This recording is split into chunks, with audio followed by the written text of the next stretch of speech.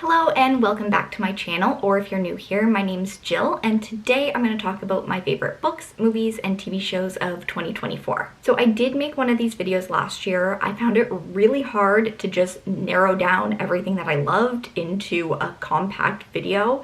So I thought this year I would go through month by month and pick my favorite book, my favorite movie, and then just talk about my TV shows as well. Let's start off with books. So in January, my favorite book was The Other Valley by Scott Alexander Howard, and this is a speculative fiction book that follows a 16-year-old girl who lives in a valley, and all the valleys to one side of her go 20 years into the past, and all the other valleys on the other side go 20 years into the future. So one day she sees some people in her valley that shouldn't be there, and she has to kind of decide how she's going to react to that, what she's going to do in order to protect her timeline that she's living in. When I was reading this, it really gave me the same feeling I got when I read The Giver for the first time. It's looking at those small moments in our life and the decisions we make and how they kind of impact everything on a larger scale. And it's just a very interesting concept that I was immediately drawn in by. This was actually my favorite book of all of 2024. So I read my favorite book very early on in the year, but it was like the one to beat and nothing could. I highly recommend checking this out. In February, my favorite book that I read was The Hunger Games by Suzanne Collins. I decided last year to reread the whole Hunger Games series and also read The Ballad of Songbirds and Snakes, which I hadn't read yet. I'm really glad that I decided to reread this series. I forgot how much I love it. It is truly the blueprint for dystopian storytelling. It's so terrifying and believable. I can definitely see a world in which the Hunger Games literally happen, which I don't even want to think about, but it's very realistic. I just loved going back into that world and being with Katniss and Peeta again. If for some reason you have never read The Hunger Games, I highly suggest reading the series. It's just incredible. In March, my favorite book was The 5-Year Lie by Serena Bowen, and this is a domestic thriller which follows the main character who receives a text message from her deceased ex. I won't say too much more because I don't want to give anything away, but this really gripped me from the beginning. I thought the concept was so unique. A lot of the chapters had cliffhangers, so you just want to keep reading to find out what was going to happen. I also really appreciate in a thriller when the main character is not making dumb decisions all the time. I cannot stand it when people make decisions that nobody in their right mind would be making, and this main character did not do that. So I really liked reading this and not being frustrated every other page. So if you're a fan of domestic thrillers, definitely pick this one up. In April, my favorite book I read was Oscar Wars by Michael Schulman, and this is quite a dense read, and if you're not a film nerd like I am, you may not enjoy this. It's basically telling the history of Hollywood from the very beginning to how we got to the Academy Awards as we know them today. So it's kind of divided into different eras. Like, for example, this chapter is 1947 to 1960, and they're quite long. Like, each chapter as such is very long because it's telling that whole era's story. That being said, it's not necessarily a book you have to like sit down and find out what's going to happen next, so you can read it as you want and kind of pick it up and put it down and come back to it. If you are at all interested in the history of Hollywood and how we got to where we are today, I highly suggest picking it up. It's very informative and I really enjoyed reading it. My favorite book of May was The Goddess of Warsaw by Lisa Barr. This is a historical fiction that is following a Hollywood actress who is being threatened by somebody from her past. And in her past, she actually lived in Warsaw during World War II. So she's trying to figure out how to protect herself from the past coming back to kind of haunt her, and telling her story of the past and also where she is now. I'm a sucker for a historical fiction based around World War II with a female protagonist. That is one of my favorite genres. So I really love this book. It was a contender for my top of 2024, but it didn't beat out The Other Valley. There were so many moments in this that like made my jaw literally drop as I was reading. Like I was like, oh, no, So if you're a fan of historical fiction, I highly recommend picking this one up. My favorite book that I read in June was The House in the Cerulean Sea by T.J. Klune. I had been wanting to read this for a while. It was like always on my list, and then I had multiple people tell me, you need to read this. So finally I did, and I'm so glad. And I'm actually reading the sequel right now, which I'm so excited about. I've been waiting for it from the library forever. The House in the Cerulean Sea follows Linus, who's a caseworker for the department in charge of magical youth, I think. And he is summoned to go to this orphanage on an island that takes care of magical children. So you meet Arthur, who is like the caretaker there, and it follows Linus's time staying at the orphanage to write his report around this orphanage. It's a really beautiful story. The characters are so well developed and I love their relationships. It's fantasy, it's romance, it's comedy, it's so well written, it's very witty, and I just love it so much. Definitely pick this up if you're a fan of very whimsical, charming, heartwarming stories that you just don't want to put down. Although I'm pretty sure everyone else has already read this because I was extremely late to the party. My favorite book in July was What Have You Done by Sherry Lapina. Sherry is one of my favorite thriller authors. She always writes very unique stories that capture my attention and I never want to put them down. She is so good. It takes place in a really sleepy town in Vermont where nothing ever happens until one of the high school girls is found dead in a hayfield one morning. From there, basically everyone in the town becomes a suspect and it's just a mystery of them trying to figure out what happened.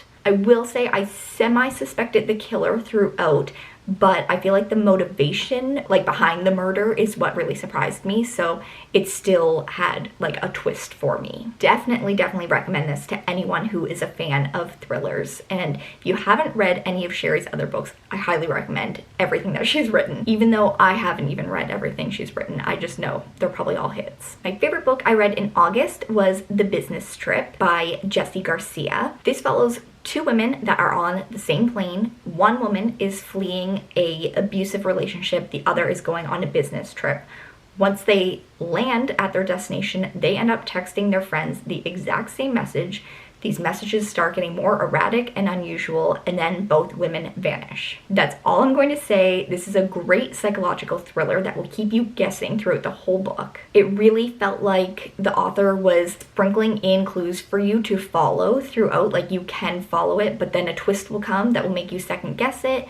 There's good red herrings that aren't just there for no reason. Well, I mean, they are. That's kind of what a red herring is, but they make sense to the story. And I literally read this in less than 24 hours. I could not put it down. I highly recommend this if you are a fan of thrillers. The one thing I will say, I did rate it 4.5 stars only because I felt like the epilogue was not needed. I wish it had just ended without that being included, but that's just my opinion. My favorite book I read in September was The Crescent Moon Tea Room by Stacy Savinsky. This follows 3 clairvoyant sisters who own a tea room together, and their lives kind of get thrown upside down when the Council of Witches give them an impossible task. This is a very cozy, not mystery as such, it's kind of just a story, but it's following the 3 sisters and the different paths that they're taking and this task that they are asked to complete. One of the sisters, her storyline kind of centers around the circus. I did not love that storyline as much, but the others I really enjoyed,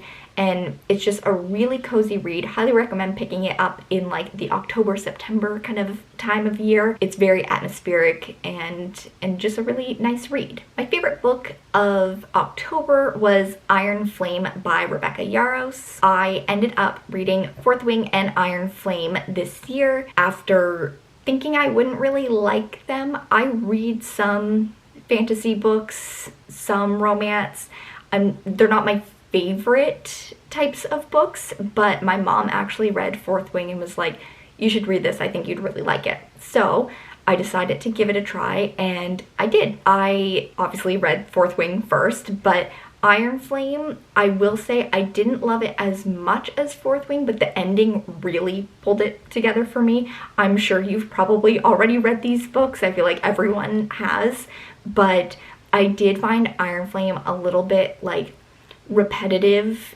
in the conflicts that were coming up and the things that were you know, being resolved and then they're unresolved and then they're resolved. But like I said, the ending really brought it together for me, and I'm so excited to read Onyx Storm. I am on the wait list at my library, but I am number 70 in line, so I'll probably be waiting a little while. If you haven't read these books and you're a fan of romantasy, or even if you have never read that kind of genre, I think this is probably a good starting point. I haven't read much else other than these two, but yeah, I recommend it. I did also listen to like the audiobook at the same time, like I would go back and forth, but I really didn't like the audiobook as much. I felt like the audiobooks kind of made it feel more young adult-ish, if that makes sense. I don't know if it's like the voices that were used, but to me, I preferred reading the actual physical book. My favorite book of November was Eddie Winston is Looking for Love by Marianne Cronin. This follows Eddie, who is 90 years old and he has never had a first kiss, and his unlikely friend Bella, who is 24 and just lost the love of her life. It's a very heartwarming, beautiful, very funny story, and I loved the relationship between Eddie and Bella, and it follows their quest to find love for Eddie, which is so cute, and at the same time they're kind of weaving in stories of his past, talking about how he became a 90-year-old that has never had his first kiss. Be warned, you'll probably need tissues for this one, but I really love how it focuses on the power of friendship in our lives and how it's never too late to do the things that we've always wanted to do. And finally, my favorite book of December was The Housemaid by Frida McFadden. You've probably already read this. Again, I'm very late to the party on this one. I have wanted to read a bunch of Frida McFadden's books for such a long time because I'm such a fan of thrillers and I hear everyone talk about them.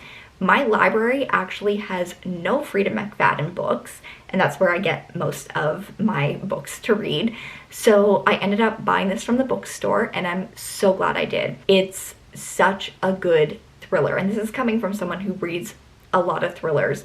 I will say I wasn't shocked by what happened, but the way the story is told is very shocking. I can understand why everyone talks about Frida's books. Her style of writing flows so easily. You don't have to like think about reading. It just comes very naturally, which I really enjoy. But I am so excited to read the other books in the Housemaid series and to read all of Frida's other books. So highly recommend. If you are one of few that have not read The Housemaid, definitely pick it up. That wraps up my favorite books of 2024, so let's move on to movies. I will preface my favorite movies by saying I actually didn't watch a lot of new release movies in 2024.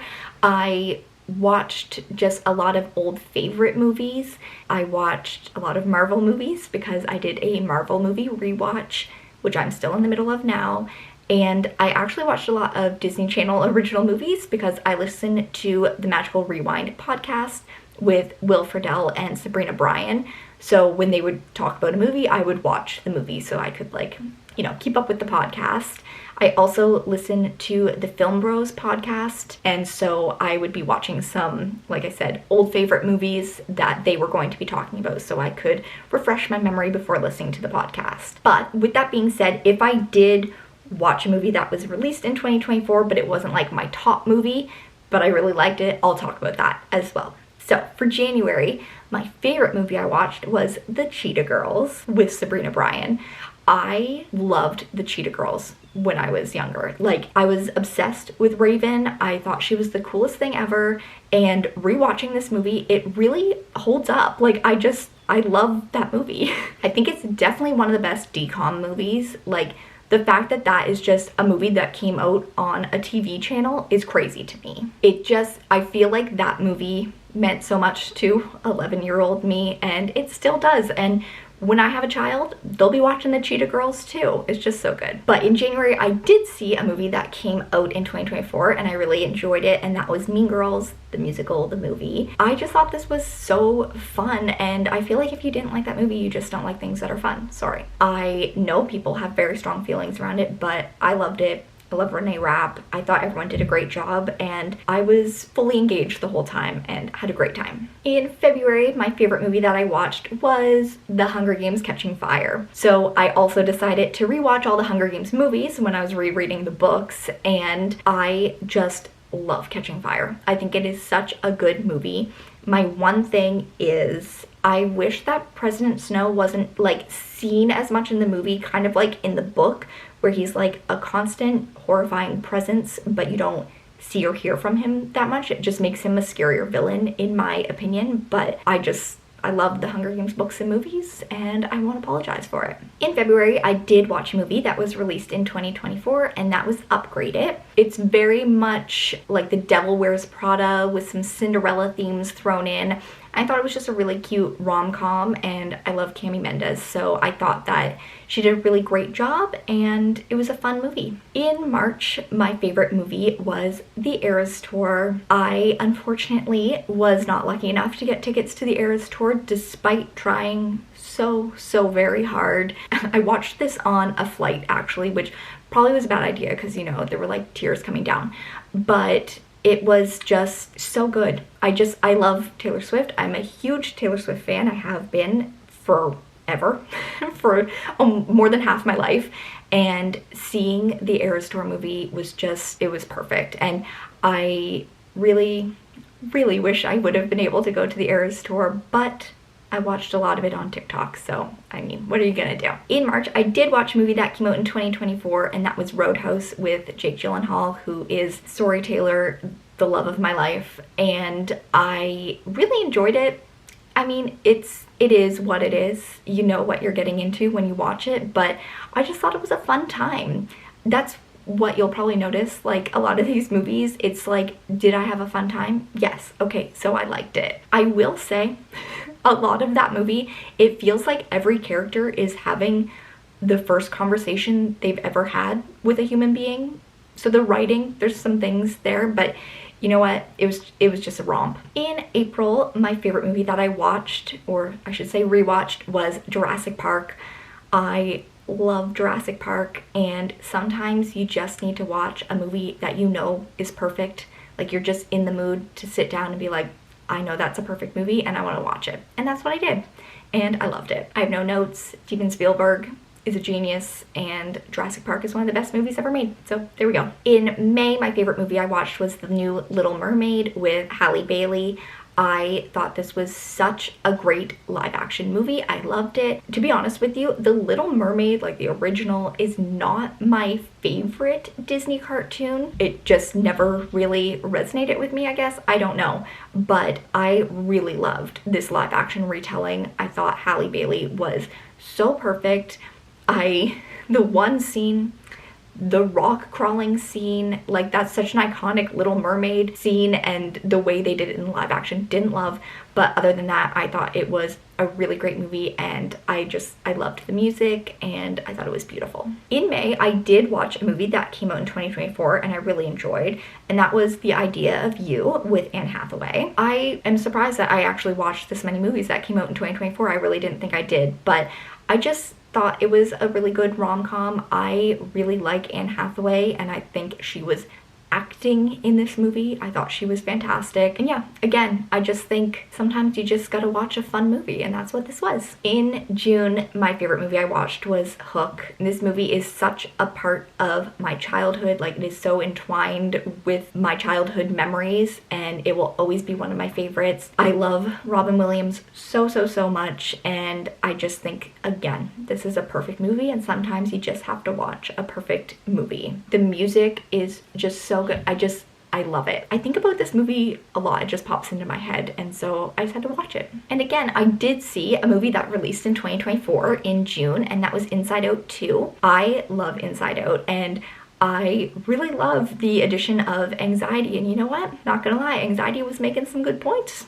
I'm just gonna say it. You know, I will say I think anxiety is probably in charge a lot inside of my brain. I just really like how anxiety and joy were interacting, and I thought the anxiety attack scene was very true to life, and I think it's a great movie for kids to see and adults to see, to understand, you know, what other people are feeling if they may have never felt that way themselves. In July, my favorite movie I watched was Back to the Future, obviously a rewatch. I love this movie. I love Michael J. Fox. I think this is, again, another perfect movie.